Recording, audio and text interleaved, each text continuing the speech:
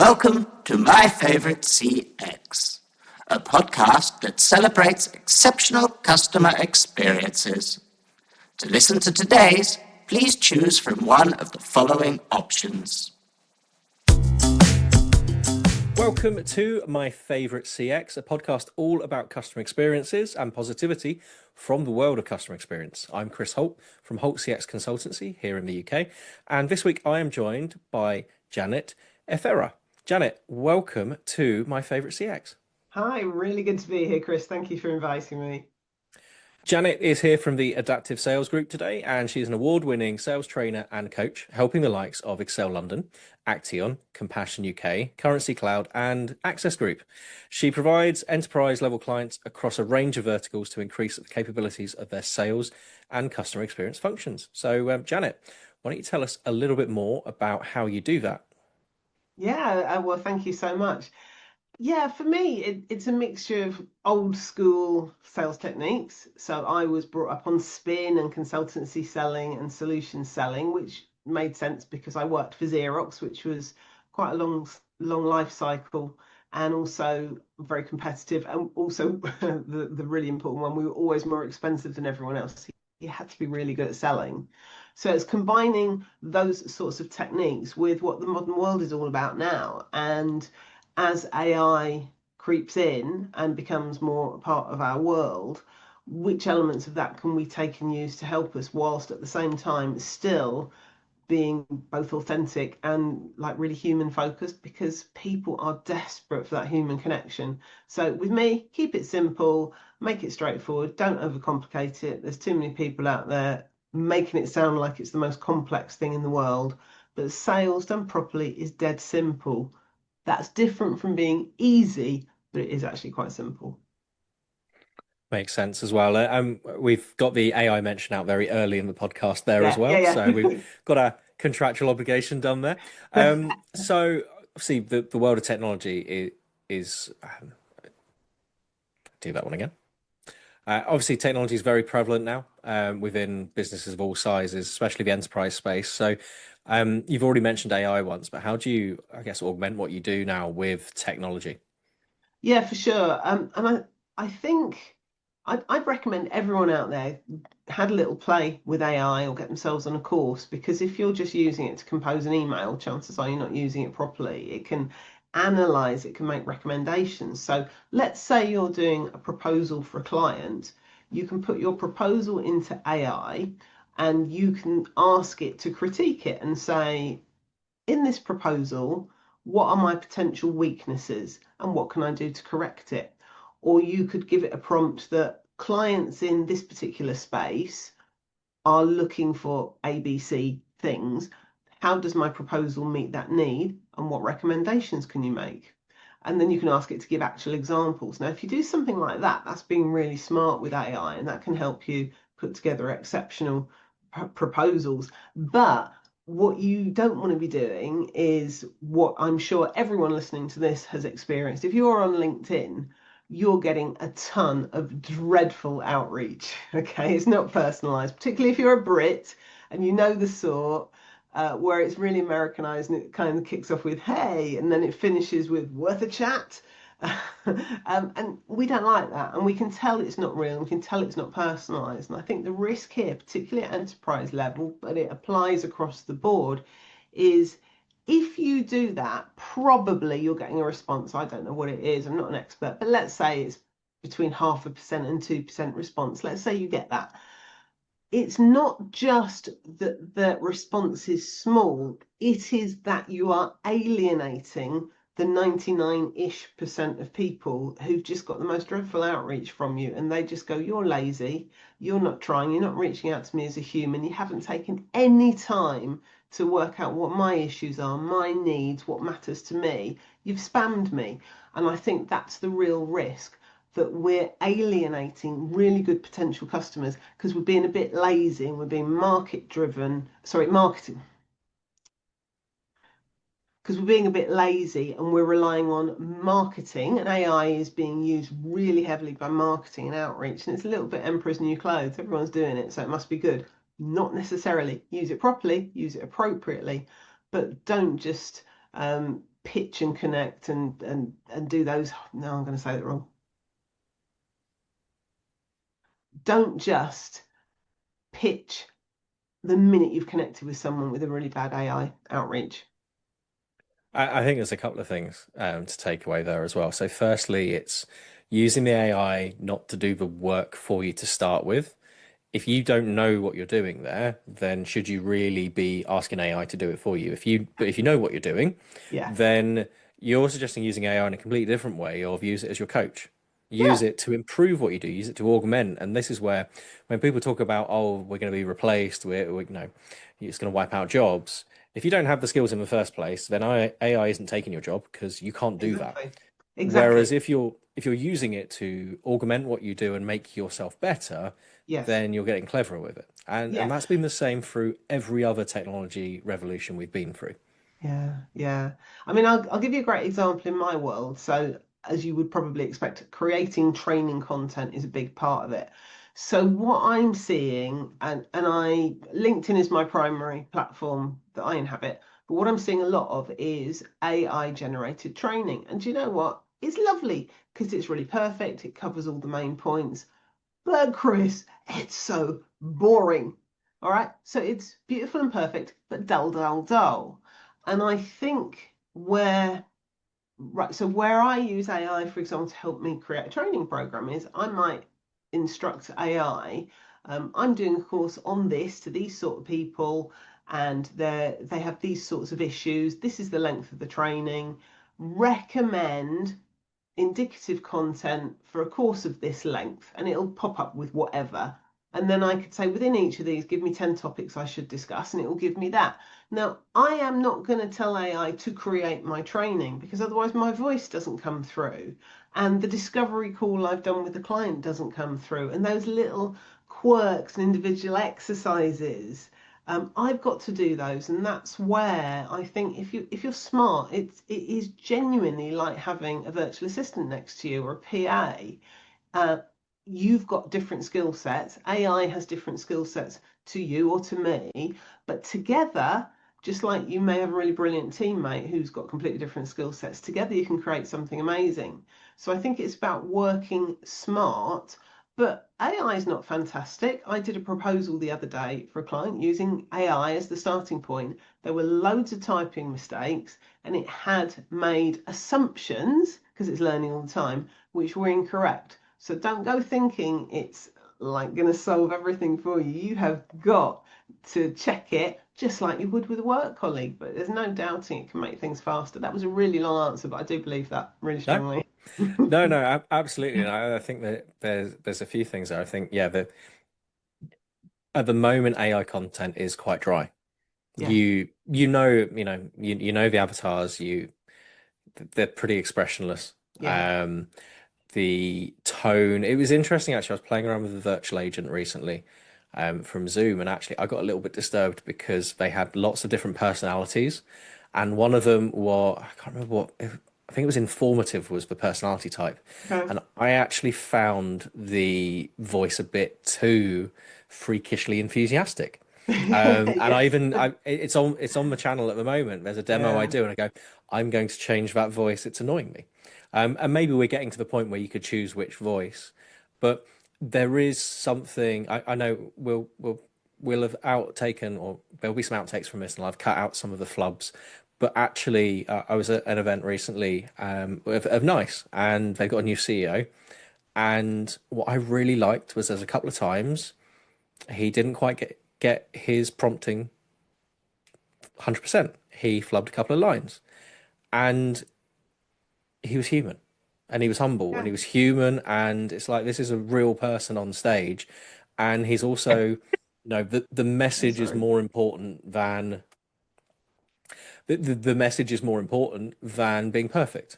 And I think that's the thing that, yeah, people will go on to various chat engines and use them to generate content, but you still need to put your spin on it. You still need to be human, and Yeah. that's the connection people are looking for now.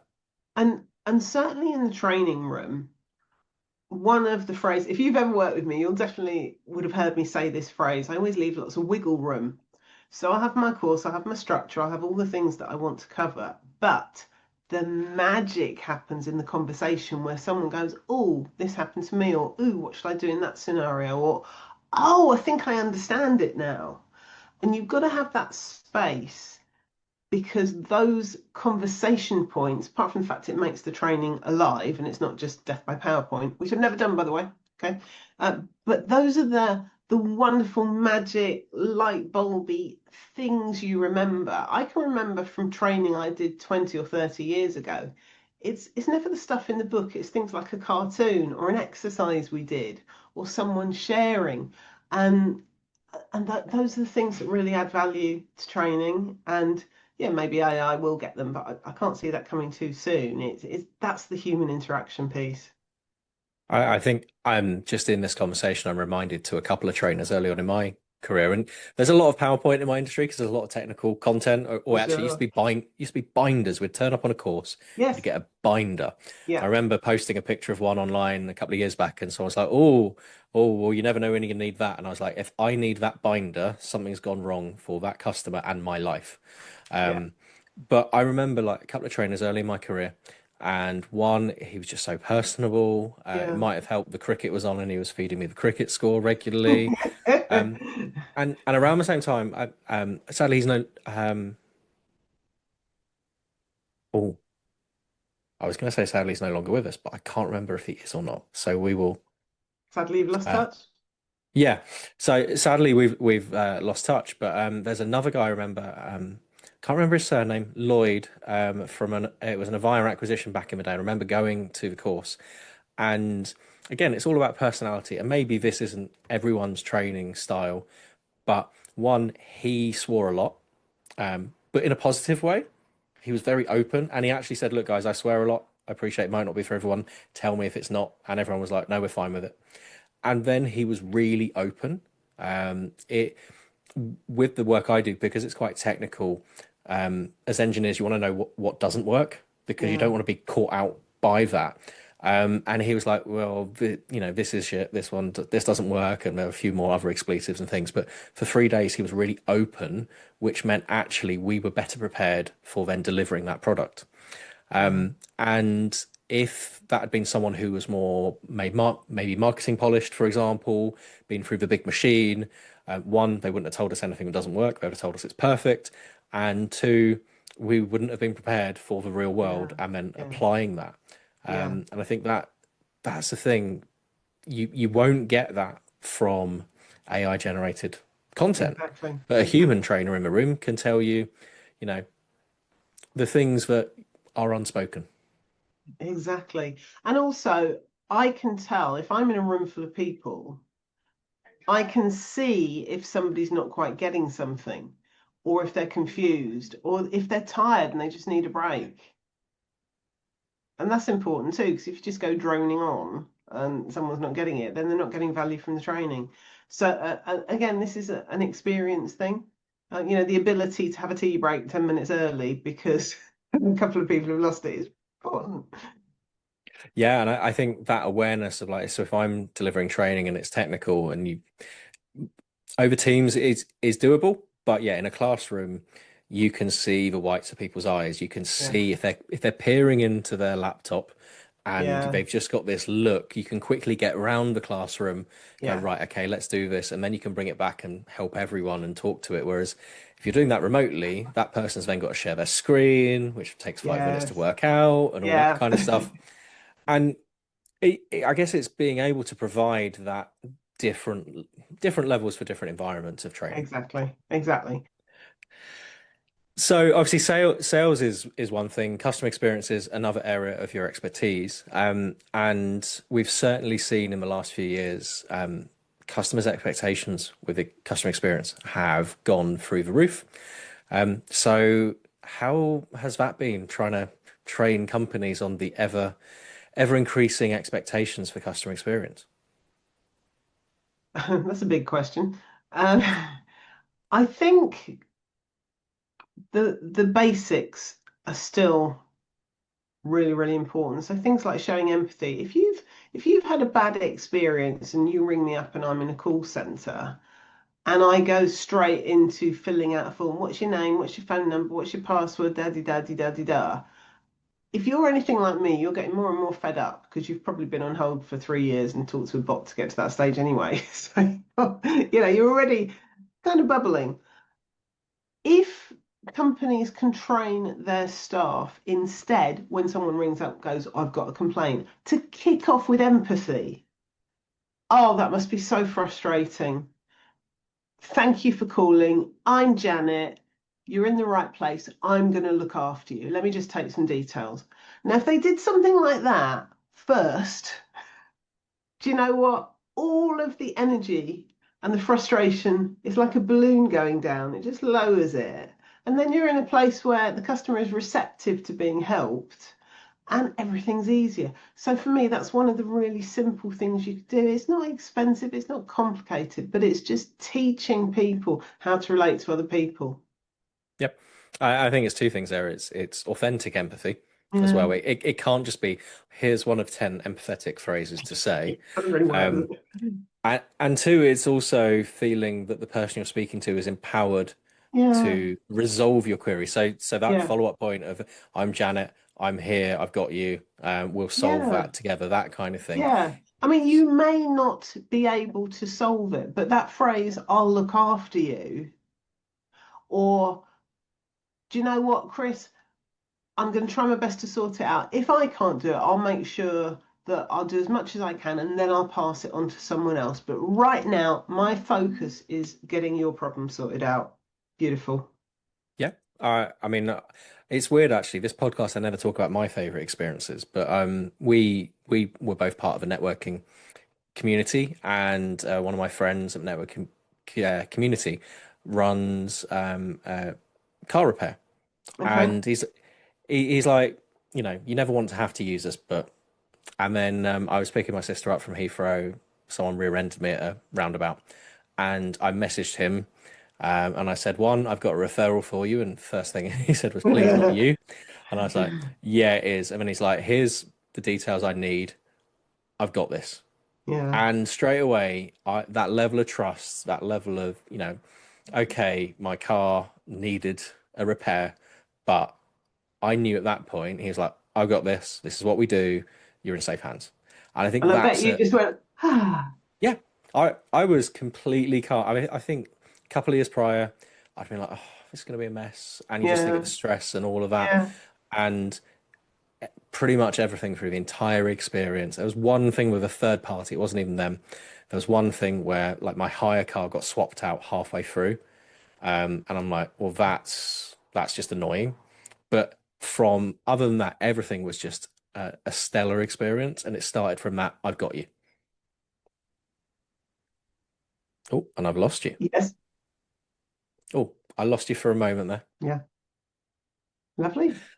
I know it So, paused. You sort of paused with your hand here. Now I've got you. I know who that is, I think, but yeah. that's not to be shared on the podcast. So, Janet, what we'll do is we'll take a brief pause there. We'll place our listeners and viewers on hold, where they get to speak to our bot, Holty, which I'm sure will be a lovely experience for them. And then we'll come back and ask you about one of your favorite customer experiences. Thank you.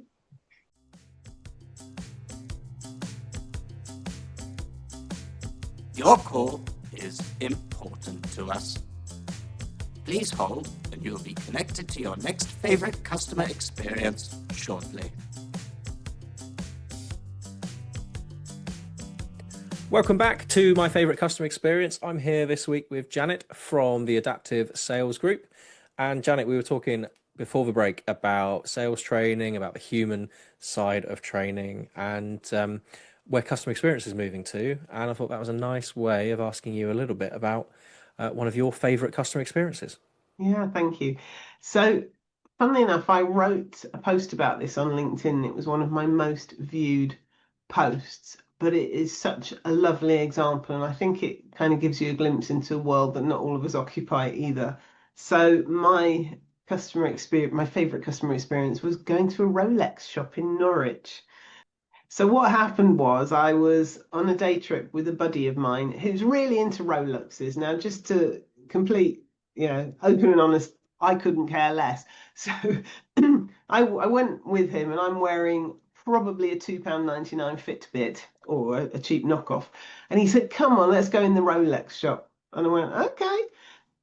So if you've never tried to go into a Rolex shop, I'm going to explain what happens. So the first thing is there's a security guard on the door.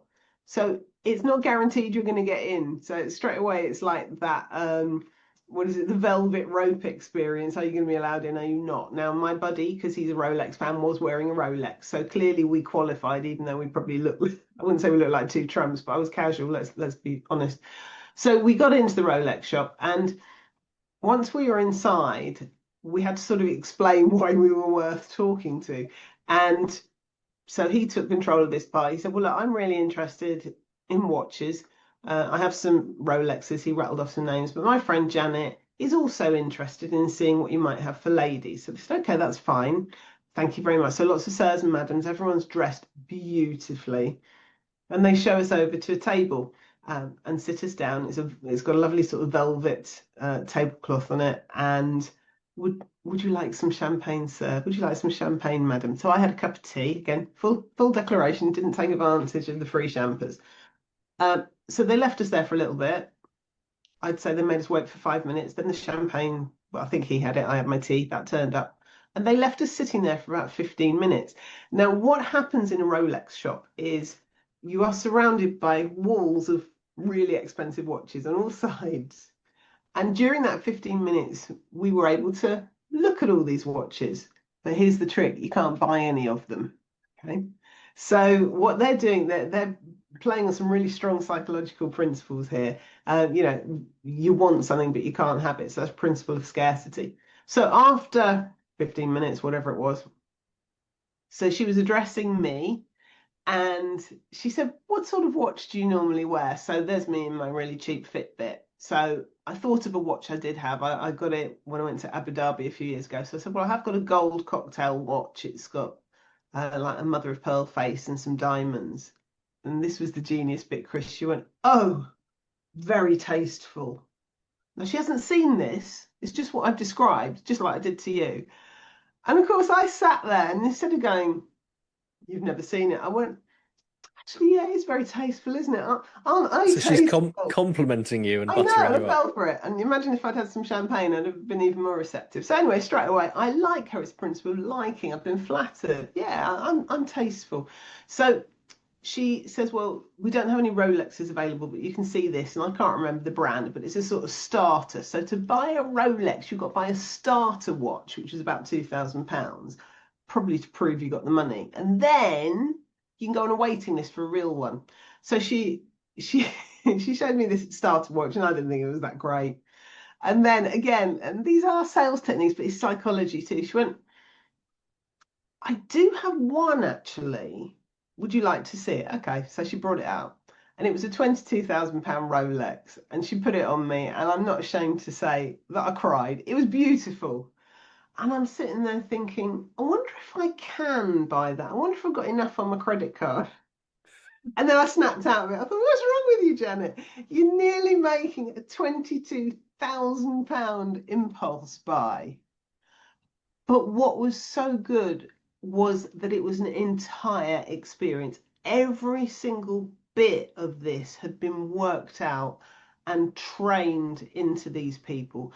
And it was beautiful. And even though I didn't buy one, and even though you could argue it was a little bit manipulative, actually, I left that place feeling really good. And what they've done there is so clever. And by the way, if I'd wanted to buy the £22,000 watch, I'd still have had to go on a waiting list. And just because you're on a waiting list doesn't mean you get it. You've got to chase them. So Yep. the whole thing is built on all these really strong psychological principles, but it is beautiful. And it's interesting there. It's all around how it made you feel. Yeah. And you walked out of there feeling 10 foot tall. Yeah. Your watch that she'd never seen was complimented as it was beautiful. Yeah. She'd also kind of shown you the starter watch, but might Yeah. have purposely been bad to then Yeah. tempt you into the one that was 10 times more the price and Possibly. things. Yeah. But it's all, there's a theatre to it as well, isn't there? Oh yeah. Yeah. It was a performance. Hmm. I reckon we were probably in there for about an hour because probably, you don't, well, unless you intend to go shopping for something like that. I guess if you're in the market, you sort of expect it to be an experience. I mean, I guess if I was buying, I don't know, a high-end sports car, I wouldn't really want to just go in and buy it. I'd want to look at it and test drive it and all those other things. Again, if we talk about what we were talking about earlier, you can't really get that with AI yet. This is absolutely a human experience. It appeals to the senses, it appeals to ego. Mm. There's a process. Timing's really important. And yeah, not been in a Rolex shop myself, but yeah, I You should remember try it. It's that good fun. there, there was a time where Georgia treated herself to a Louis Vuitton bag, and I just remember going to a shop feeling, I just felt incredibly uncomfortable. Didn't feel Right. like I belonged or anything like that. But Yeah. even then, the way they treated everyone, yeah, to your Yeah. own table, you want to sit Yeah. down, do you want this, do you want that? It is creating that emotional experience. And yeah, the cost Yeah. of sale might be quite high. You're spending an hour, Yeah. you're, providing champagne and things, but for those that do take it, it's a well worthwhile, Yeah. so it's a really, we've not actually had anyone say I had an experience, but I didn't buy anything. But the yeah, really interesting psychology of a sale, especially as someone who is a sales trainer. Yeah. You could easily put that into action with a luxury brand, Yeah. or one that is aspiring to be. Exactly. And you're right, it is very much about the feeling. And look, I mean, on a practical level, I'd be worried wearing a piece of jewelry that expensive. So that this is where my practical brain kicked in. And some people say, yeah, but they go up in value. Well, yeah, but they can also go down in value. And actually, because I'm not a connoisseur of this type of thing, do you know, I've got a very nice fossil watch, seeing we're name dropping. It cost me about £300 and I love it. And that's just what works for me. And I think the fear of damaging it or being a potential target for crime totally outweighs all the other benefits. I think that's something, when you look at luxury brands, there is always that consideration of is it right for you? But there'll be plenty of people that in that moment they're not thinking about that, and whereas you got to the point of thinking, oh, could I put this on my credit card, there will be people that go through with that, and Yeah, then they don't consider that stuff until afterwards. I mean, I was very fortunate enough in my father got me a Breitling watch for my 18th, nice. and that was many years ago now, far too many years ago See now. what I did then? um I started to flatter you. There you yeah. go. Um, and there was a history behind it. So my grandfather was into watches and clocks, so it was a tie-in to family history. But actually, to your point, psychologically, I never got on with the watch. Really? Um, yeah, I found it, um, even though it wasn't expensive by to that measure at all, nowhere near, but it hung over me like I'm wearing something really expensive, and it Mm. also felt really heavy. And it became something that actually recently I let go of it on purpose Right. because of that psychological hold. Yeah, yeah. And I wanted to give it away because whilst it had the right intentions, and there was also some other psychology around it at the time, um, I I wasn't doing it justice, That's fair. and so it went into the window of a local jewelers who had actually helped us out, funny enough, similar kind of experience that they'd made us feel really valued. And I was like, look, I've got this watch. And they're like, it will be someone else's 18th. It will be someone Yeah. else's present. Yeah, that's really And lovely.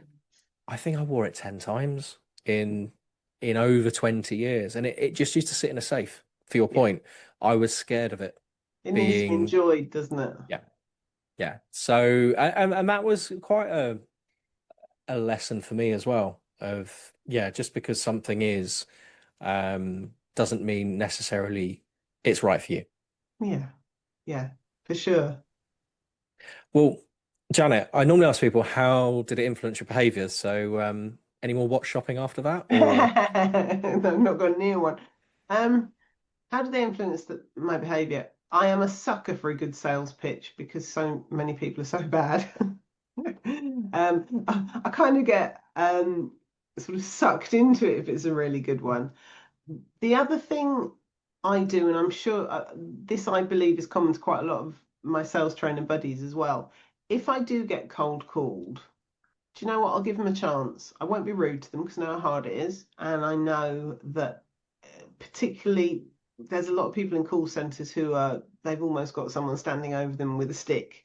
So they're not enjoying it. They've probably not been trained properly. The reason it's a bad call isn't their fault. They've probably not been trained properly.